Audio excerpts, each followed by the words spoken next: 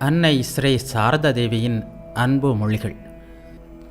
எப்போதும் குருதேவரின் அமுத மொழிகளை நினைவில் வை. மனம் தானாக அமைதியடைவதைக் காண்பாய். என்னை தவிர வேறொரு அம்மா இருக்கிறாளா என்ன? எல்லா பெண்களிலும் நானே இருக்கிறேன். எல்லா அன்னையரிலும் நானே இருக்கிறேன். யார் எங்கிருந்து வந்தாலும் சரி, அனைவரும் என் பிள்ளைகளே. இது அறுதி சத்தியம். இதனை புரிந்துகொள். மகளே, எல்லாவற்றையும் புரிந்து கொள்வதற்கான காலம் இன்னும் வரவில்லை.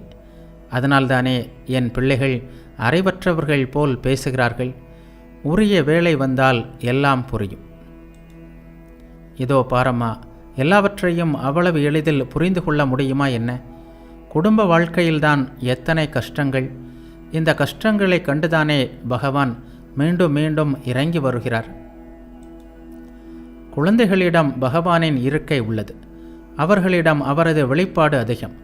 ஏனெனில் குழந்தைகள் கள்ளம் கபடம் இல்லாதவர்கள். அதனால்தானே குருதேவர் குழந்தையின் உள்ளத்துடன் அழைத்தால் தேவி ஓடி வருவாள் என்று கூறினார். அனைத்தையும் மறந்து அம்மா அம்மா என்று அழைத்தால் அவள் ஓடி வருவாள் என்பதை தமது வாழ்க்கையில் வாழ்ந்து காட்டி உலகிற்கு நிரூபித்தார் குருதேவர். கவலை எதற்கு அம்மா? குடும்ப சுமைகளையும் குருதேவர் தானே தந்துள்ளார்.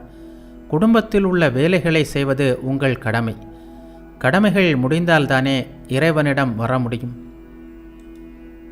ஆசைப்படுவதால் மட்டும் எல்லாம் நடந்து விடாது. ஆசைகளை நிறைவேற்றுவது மனிதனின் கையில் இல்லை. இறைவனின் திருவுள்ளத்தால் தான் எல்லாம் நடக்கிறது. குடும்ப வாழ்க்கையில் இருந்தால் குருதேவரிடம் அன்பு, பாசம், அருள் கிடைக்காதா? இப்படி ஓர் எண்ணம் உன் மனதில் எவ்வாறு எழுந்தது? குருதேவர் இல்லறத்தார்களுக்காகவே அதிகம் கவலைப்பட்டார்.